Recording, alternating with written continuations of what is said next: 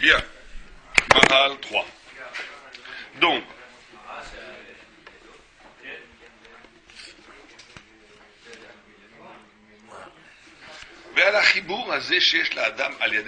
alors on va essayer d'expliquer, le Maral veut expliquer le lien extraordinaire que la Torah crée entre l'homme et Dieu à travers l'étude de la Torah.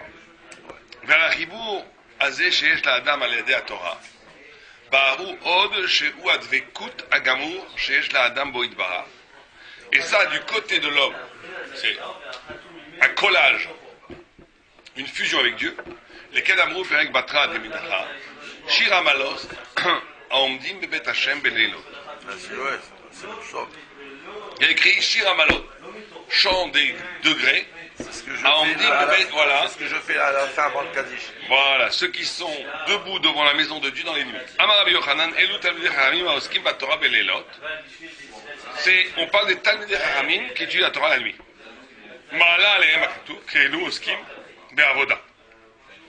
Donc il y a un lien entre l'étude de la Torah et la avoda. Avoda, ça veut dire quel travail. Quand on dit avoda, Torah, c'est quoi? L'étude de la Torah.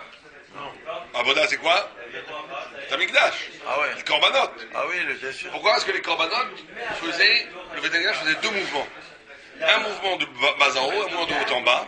Un mouvement où toutes les brachot passaient par le Beth Amikdash. Si les goïms savaient ce que le Beth Amikdash aurait apporté, ils auraient mis des armées autour pour protéger le Beth Amikdash.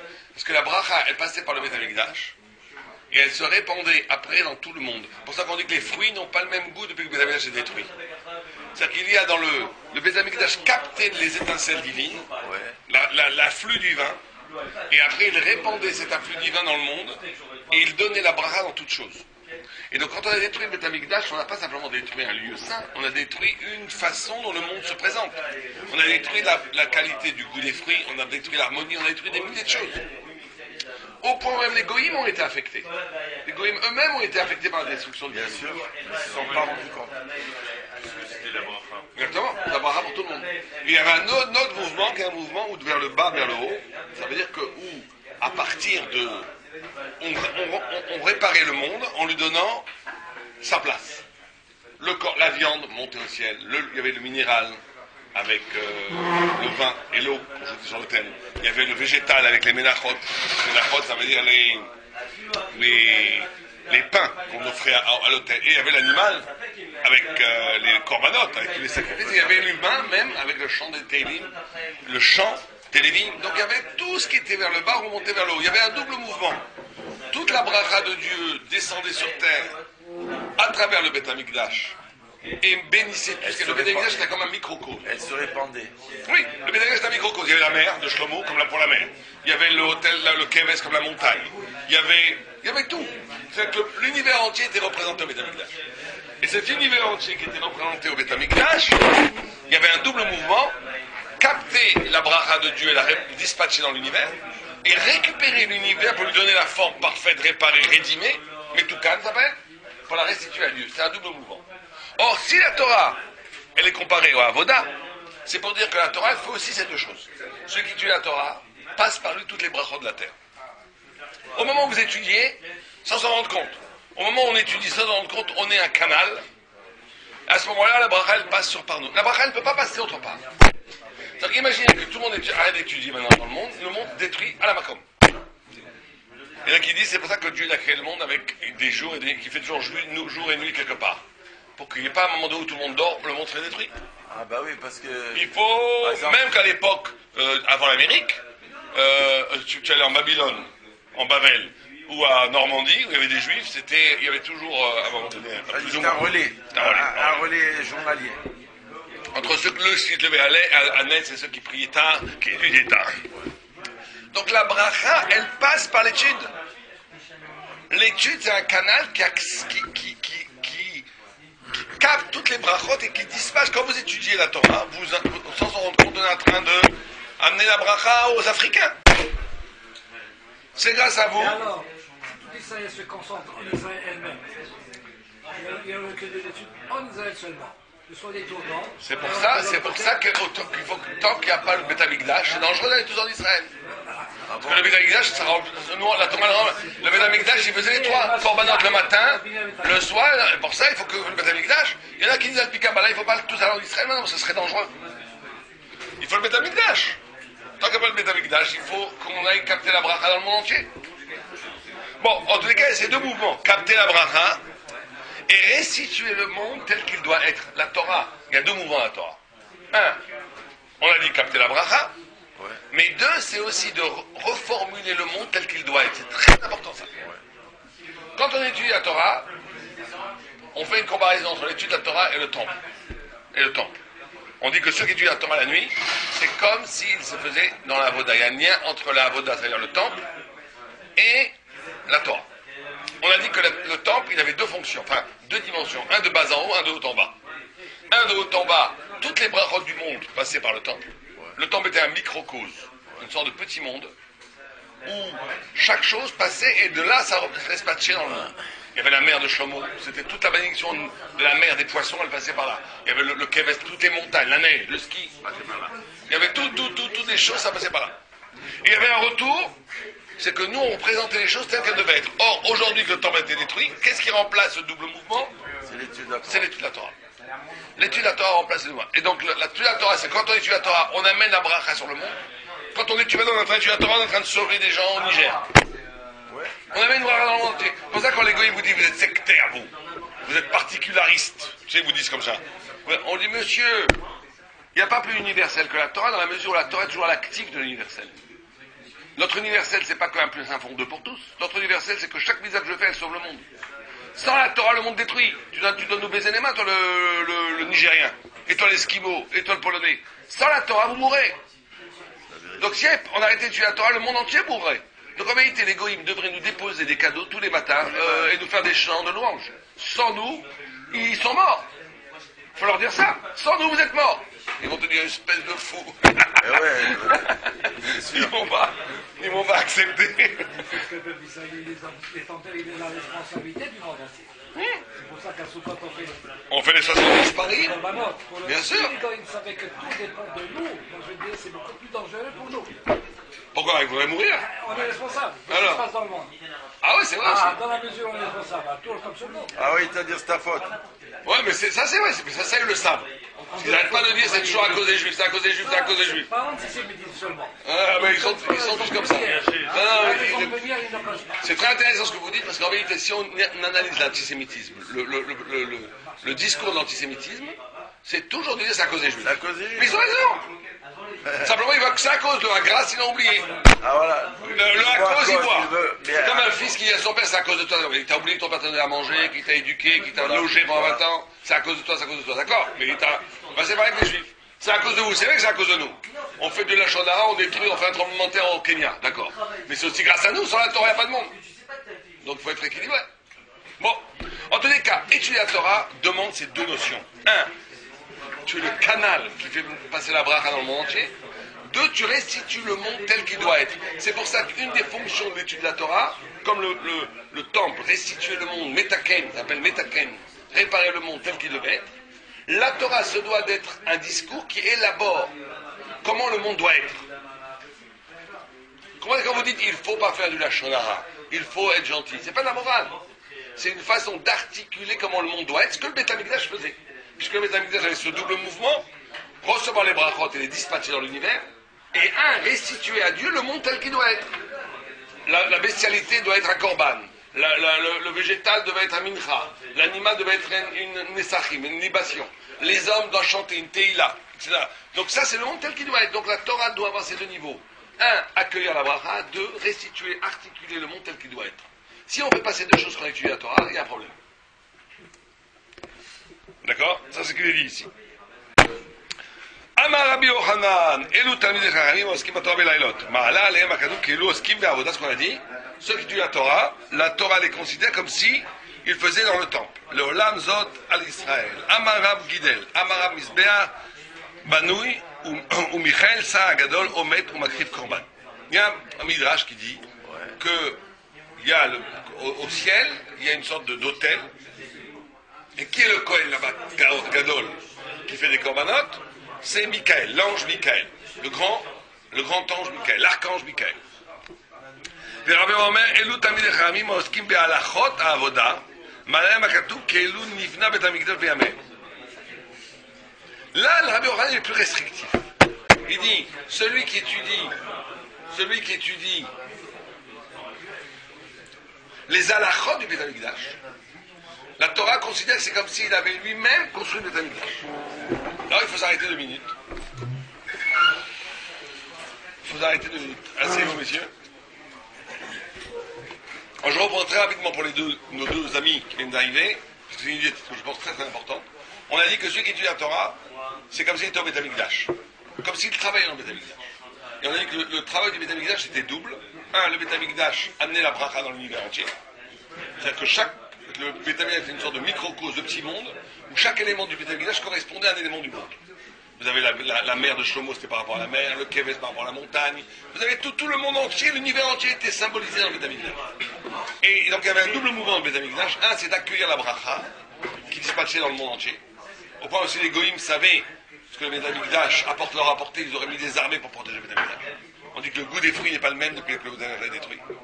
Donc c'est un conducteur de bracha. D'ailleurs aujourd'hui quand on prie, on doit dans la Kabbalah que toutes les tfilotes passent par le Harabait. Il n'y a pas une tfila, les tfilas elles ne montent pas comme ça, non, par l'endroit du Beit HaMikdash. Les tfilas on croit qu'elles montent comme ça. Elles ne montent pas comme ça. Elles vont d'abord en par Elal, elles prennent l'avion par Elal, elles arrivent à Lod, elles prennent l'autoroute jusqu'à Jérusalem, elles arrivent par la rue, elles arrivent au Kotel, et là elles montent.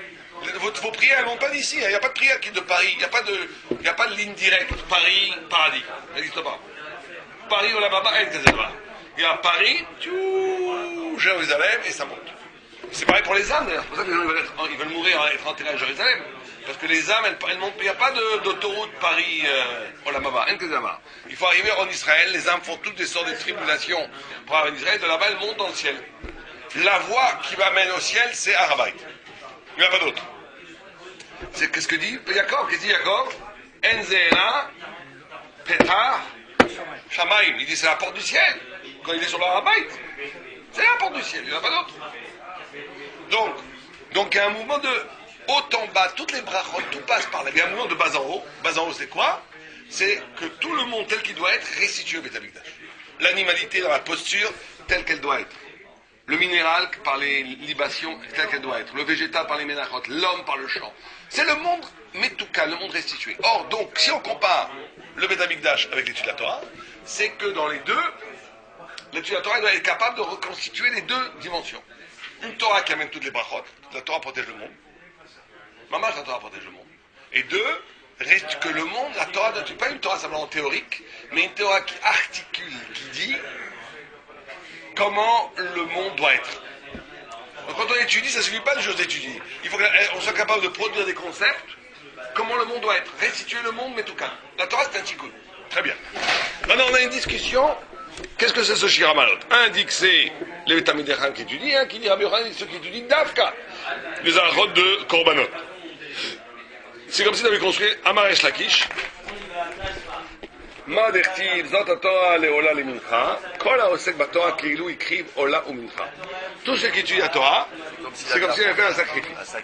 Amar Rabba, leola ola umincha mibayele. La Gemara dit si c'est de l'idola, qu'est-ce que tu as besoin de parler de mincha? Et là, Amar Rabba, kol haosek baTorah eno tzarich lo ola umincha. Incroyable. Ça c'est Rambam, Maïmonide. Il dit tout ce qui étudie la Torah, il n'a plus besoin de ola, il n'a plus besoin de sacrifice. La notion de sacrifice, d'amener un korban, c'est une réparation déjà. C'est une réparation et c'est surtout une spiritualisation. C'est-à-dire tu prends de la matière et t'en fais de la spiritualité. Tu la brûles. Tu prends une partie de ton bien, de ton avoir, et tu le transformes en être. Tu passes de l'avoir à l'être. C'est ça le korban. J'ai de l'argent. Il y a une fois, j'ai de l'argent, je garde cet argent pour moi, parce que ça me sécurise, c'est l'avoir. Je me construis à partir de l'avoir. J'ai 5 immeubles. J'ai 5 millions d'euros à la bourse, j'ai 3 maisons de campagne, j'ai de l'or en banque. J'ai une tonne et demie d'or. Hein? J'ai une tonne et demie d'or. Pourquoi pas? J'ai une tonne et demie d'or chez Ben Ali. J'ai 10 appartements à Manhattan. Chez Moubarak et là chez... Voilà. Et le gars, il croit il est protégé comme ça. Vous connaissez l'histoire, je crois que c'est une farce, je suis pas sûr que c'est vrai. Allez, on va la voir. Il y avait une fois un homme très très riche, très qui disait une chose est sûre, moi je mourrai jamais de faim. Et un jour, il est rentré dans son coffre-fort, grand coffre, on dit Rothschild, mais je crois pas que ce soit Rothschild. Dans son coffre-fort, il est resté enfermé dans son coffre-fort avec des milliers de pièces d'or, il est mort de faim. Comme quoi, il faut jamais dire des phrases comme ça. Il faut jamais dire des phrases comme ça. Moi, de toi, je mourrai jamais. On ne sait pas, Dieu, tout est dans les mains de Dieu. Tout est dans les mains de Dieu. Voilà. Donc, en tous les cas, donc. Il y a une différence entre ce qui dit Talmidei Chachamim et Kol Haosek B'Torah. À un moment donné, il parle de Talmidei Chachamim. Bravo, je n'ai pas remarqué ça, vous avez raison. C'est intéressant ce que vous dites. C'est quand même, on dit Talmidei Chachamim, et tout d'un coup, on passe pour Resh Lakish. Kol Haosek. Un Lakish étant un homme qui est Talmidei Chacham, ça explique peut-être des choses. Tout homme a la capacité de faire ce mouvement-là. Ouais. Très bien. Donc non, ce que dit Lakish, c'est génial. C'est qu'il dit que celui qui étudie la Torah, il n'a pas besoin de korbanot. Parce que korbanot, c'est une symbolisation de la... Tu prends la matière, tu la spiritualises. Mais si tu étudies la Torah, tu es toi-même spirituel. Les korbanot, c'est très important. C'est une réparation. Il y a deux façons d'exister spirituellement. Il y en a une où tu fais des exercices spirituels pour devenir spirituel. Les Avodazar, ils font du yoga, c'est un exercice. Mais même à la Torah, tu vas étudier, faire des télim, c'est bien, magnifique, tu vas grandir. Mais il y a un niveau beaucoup plus haut, où tu n'as pas besoin d'exercice. Le fait que tu sois toi-même, tu es spirituel. Moshe Rabbeinu, il était un télim vivant. David Amelech, il ne dit pas Animit Palel. Qu'est-ce qu'il dit? Rien qu'il dit, les télim, qu'est-ce qu'il dit? Anit qui anit fila. Je suis moi-même une prière. Une prière. C'est pas qu'il prie, vous comprenez la différence? Il est lui-même une prière. Il ne prie plus. Il devient une prière. C'est que David Amelech, il vient. avec l'anit filati? Oui, je sais pas, vraiment. Et vous savez que d'où il vient, David? Ton père venait d'Yehuda. Sa mère venait d'où? De Ruth. Ruth, elle venait de quel peuple? Moab. Moab, c'est quel gamatria? Ah, quel gamatria? Non. 43. 43 plus 6, Non. 49. 49. Le garde de Vilna dit, c'est quoi, c'est 49? C'est 49 Sharet Touma. Oui, les 49 degrés. Il n'y a pas de peuple plus impur que Moab. Puisque ça vient d'un inceste d'abord. Moab, c'est de mon père. De mon père. Donc c'est le nom qui porte le même de l'inceste. C'est que Moab, ça vous mettez Berlin, Paris, New York, Internet, toute l'horreur du znout dans le monde, c'est des rigolos par rapport à moi. Comme moi, tu peux toujours être accouché pour arriver à leur niveau. Ça, c'est l'endroit le pire pour le znout. Et le Mashiach... L'Égypte, extraordinaire aussi. Très bon, très bien coté, mais moins que moi. Moins que moi. Mais alors pourquoi on a choisi le Mashiach là-bas? Alors pourquoi on a choisi le Mashiach là-bas? Pourquoi on a choisi le Mashiach là-bas? Et il dit le Maral que le Mashiach doit venir du pire des peuples et du plus haut des tribus. Yehuda, c'est le Nifrar, mais à Shvatim. Il faut ce mélange-là. Pourquoi? Parce que s'il vient que du bas, tu ne peux pas t'élever trop haut quand tu viens que du bas. C'est très difficile. Il faut une référence de noblesse. Donc il doit avoir un père qui vient de Yehuda. Le Yichous, c'est important. Mais si tu viens que du haut, la Gemara dit que Shaoul, il a perdu la royauté, Mishum de Elot Dofi. Parce qu'il n'avait pas de tâche. Il était parfait dans sa généalogie. Un Yichous parfait. Pourquoi? Quel problème? C'est très bien. Non, il explique. Parce qu'en réalité, le Mashiach, c'est celui qui peut changer, qui peut transformer le charbon en or. C'est le Mashiach. Celui qui peut transformer le négatif en positif, les ténèbres en lumière, qui peut transformer le mal en bien. C'est ça, mais la malchoute, la notion de royauté, c'est de montrer que Dieu, il est tout puissant. Ça veut dire quoi qu'il est tout puissant? C'est trop facile que le bien dise c'est bien. Mais que le mal dise c'est bien. Alors là, ça montre la malchoute, ça montre la royauté de Dieu beaucoup plus forte. Or, David Amelech, il a la possibilité de prendre toutes les forces du mal et de les rendre esclaves à Dieu. C'est ça le Mashiach. C'est ça le Mashiach. Pour ça, regardez, c'est quoi Anit Fila? Il a pris toute cette qualité de znout, de sensualité, du corps. Et ici, il en a fait une prière. Il prie avec le corps. Mais c'est ça, être Mashiach. Être Mashiach, c'est pas genre, j'oublie le corps. Je mets ici une dalle de béton entre mon corps et ma neshama et je commence à prier. Ça, c'est très bien, mais ça, c'est pas le Mashiach. Le Mashiach, il dit, j'oublie pas le corps, je prends le corps, je vais me battre contre tout Yatsara, je prends le Satan. Le Satan lui-même, je vais en faire un chassid, je vais lui faire pousser des papillotes. Ça, c'est Mashiach. Ça, c'est Mashiach. C'est qu'il prend lui-même le corps et il en fait une fila. Il prie avec le corps. Il prie avec la sensualité. Anit fila, pas Anit palel. Moi-même, je suis déjà une prière. Moi, j'ai appris.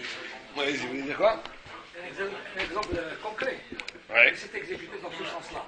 C'est l'histoire de d'Odaya. Oui, vous en avez. Aux autres choses, c'est une chouva. C'est une chouva. Comment? Il a été Au bout du mal. Oui, tout à fait. Il doit faire la plus grande. Ouais. Et puis finalement, c'est été, disons, frappé instinctivement par les Siciliotes et il a fait Tchouba à la Moko. Et là, Marava, donc il y a un niveau où il n'y a plus besoin de Ola, il n'y a plus besoin de Mincha, il n'y a plus besoin d'exercice spirituel à l'extérieur. Tu es toi-même. Velo Khatat V'Hacham. Même Khatat V'Hacham. Même un corban d'expiation, il n'y a plus besoin. Allez, on y va. Amar Rabbi Yitzhak, Ma dertiv Zot Torah Khatat, Zot Torah Hacham, Kol haosek b'Torah Khatat, Keilu ikriv Khatat, et Kol haosek b'Torah Hacham, Keilu ikriv Hacham Adkal. Là, c'est un peu différent. Ouais, ouais. Pas Kola, c'est pas Oui, exactement. Non, on est que tout celui qui étudie le Hacham, comme là, on parle d'une qualité que la Torah est là. La Torah, elle peut remplacer le réel. Pourquoi? D'après tout ce qu'on a dit avant, je voudrais une réponse de vous. Pourquoi est-ce que, si j'étudie les halachot Khatat, c'est comme si j'amenais un Khatat? Je dis halachot Hacham, c'est comme si j'amenais un Hacham. Pourquoi? On évoque la manière dont c'est fait. Hein? On évoque la manière dont c'est fait. Et le fait qu'on évoque tout ça, Ouais. spirituellement, ça... Alors d'après vous, j'évoque des dollars et des euros, je vais avoir mon compte en banque qui est rempli tout seul. Ah bah ce serait pas mal. La Torah, c'est... Alors dites-moi la différence. La Torah, c'est la Kedusha, Parce que la Torah en elle-même, c'est le tikkun. Donc à partir du moment où je devais faire un hacham pour faire un tikkun, la Torah. Pourquoi? En quoi est-ce que le fait de parler du khatat, d'étudier les halachot khatat, c'est comme si j'amenais un khatat? Et alors, là. J'ai étudié les halachot là, quel rapport? Quoi, je vais étudier maintenant les halachot soukot, c'est comme si j'avais construit une souka? Non. Non, ça marche pas. Il doit y avoir une autre raison. Il y a deux raisons. Un, c'est que justement, il faut bien comprendre, c'est une idée un peu profonde, mais que la Torah, c'est pas un discours sûr. Ça, c'est pour bien comprendre ça. Pas un discours. C'est pas un discours sûr. C'est pas, il y a une parole qui parle d'eux. La Torah, c'est avec ça que ça a été créé le monde. Donc il y a dans la Torah une capacité.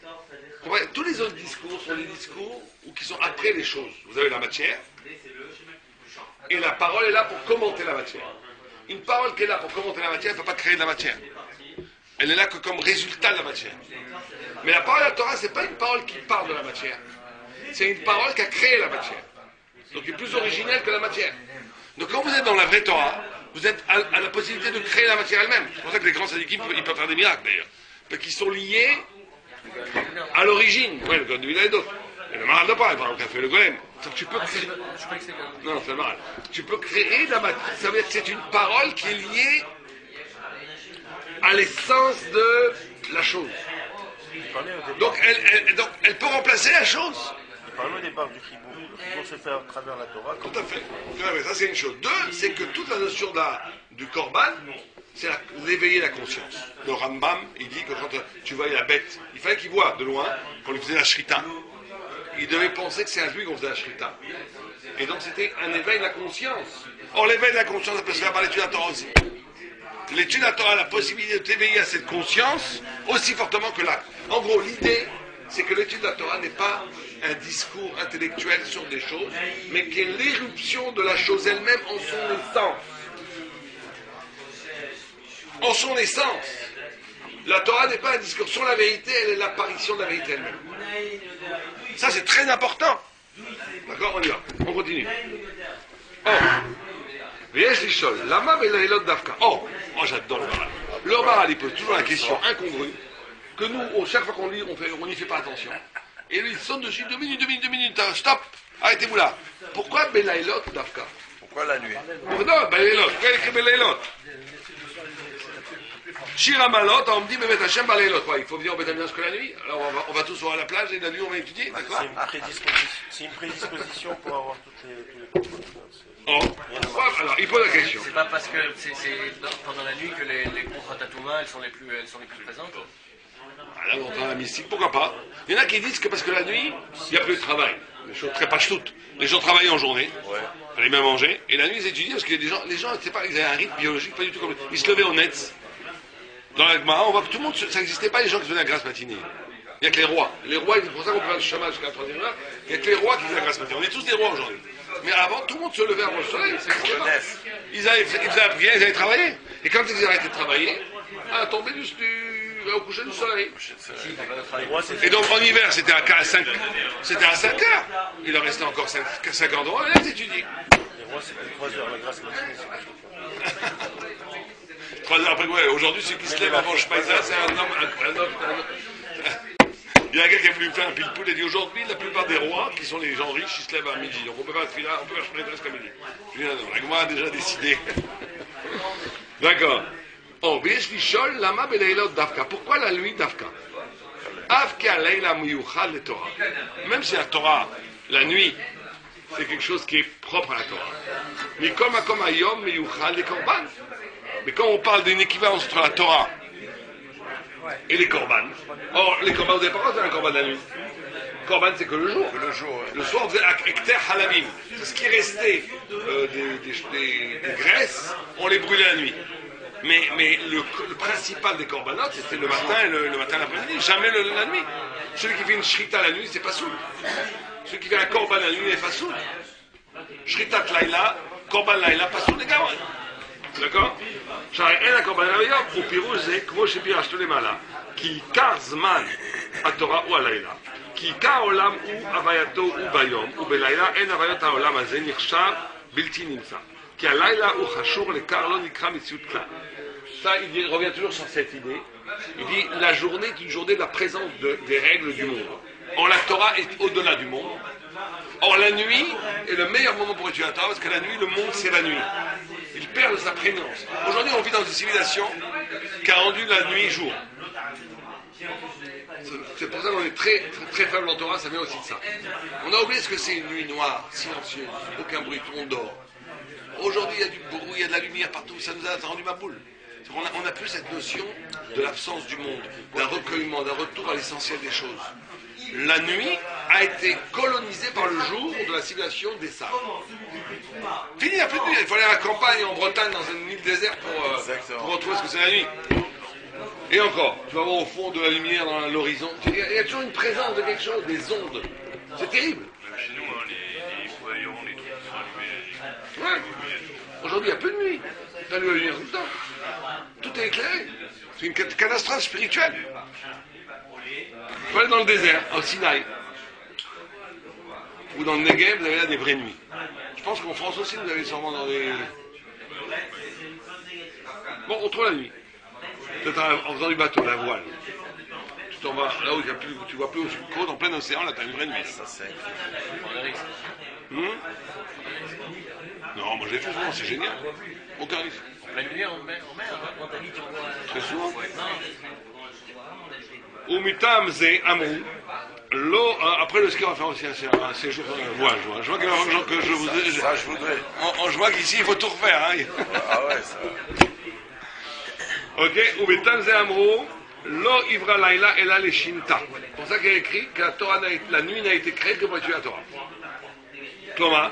שאין נחשב עבודת העולם רק ביום ולא עברה לילה אלא לשינתה כי בשינה נחשב לגמרי אדם כאילו אינו. Oh, et c'est pour ça qu'on dort la nuit. Parce que la nuit est un retour au bitoul. Dormir, c'est une façon de s'annuler. En réalité, lui, il donne une signification métaphysique au sommeil, en disant que la raison du sommeil, c'est justement de s'arracher au monde. Si quelqu'un ne dormait pas, si on nous avait créé sans dormir, on serait toujours en train de travailler, toujours en train si on n'avait pas de jour, on serait toujours des machines à produire. On te dit stop là. Rappelle-toi qu'il y a là-bas, qu'il y a avant la mort, après la mort, qu'il y a avant la naissance, après. Il y a des choses qui échappent aux prégnances du monde. Réfléchis un peu à tout ça. Arrête-toi la nuit, c'est fait pour ça. C'est le meilleur moment d'étudier à toi. C'est le même principe d'ailleurs. C'est le moment de réflexion. voilà, וכאשר נברא את העולם הוא הגשמי בלילה, ראוי היה נמצא התורה בלילה שהתורה השכלית היא גם כן סילוק הגשמי. Tout le temps la même histoire du Rambam, du Maral. Comme là le monde est matériel, la Torah est spirituelle, il faut trouver des niches dans le monde qui favorisent un réveil de la spiritualité qui n'est pas pris par la matérialité, c'est la nuit. Bon, aujourd'hui c'est faux, parce qu'aujourd'hui la nuit, il y a la télé, il y a le son des radios, il y a la matière, elle est là. À la limite plus, à Paris, la nuit, c'est pire qu'en journée. Bon, en tous les cas, l'idée est là. Il faudrait trouver une niche dans le monde c'est calme, où il n'y a plus de monde, où on est tranquille, où on réfléchit, où on est seul face à Dieu, face à nous-mêmes. Déjà, dans une nuit, si on voit la voie lactée, c'est incroyable. Ouais, c'est magnifique. Incroyable. Bon, voilà, ouais. וגם ישב העולם כולו עם עוסק בעבודה, ומה שאמרו כי,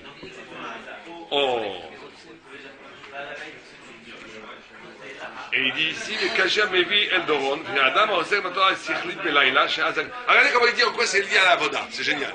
Il dit, toute la notion de la Voda c'est quoi? Toute la notion de Beth Amikdash c'est quoi?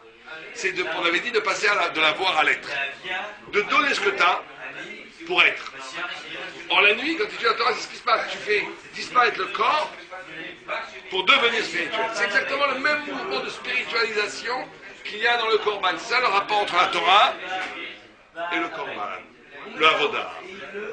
Il avait posé la question, pourquoi est-ce que là est là? Avoda c'est en journée. Il dit oui, mais l'essence de la Avoda c'est quoi? C'est la disparition de la matière pour devenir un acte, pour devenir une spiritualité. Et bien l'étude de la Torah la nuit, c'est exactement ça, c'est la disparition du monde social, gashmi, matériel, pour entrer dans une dimension, dans une sphère spirituelle. Alors c'est ça l'essence même de la Avoda et de l'étude de la Torah.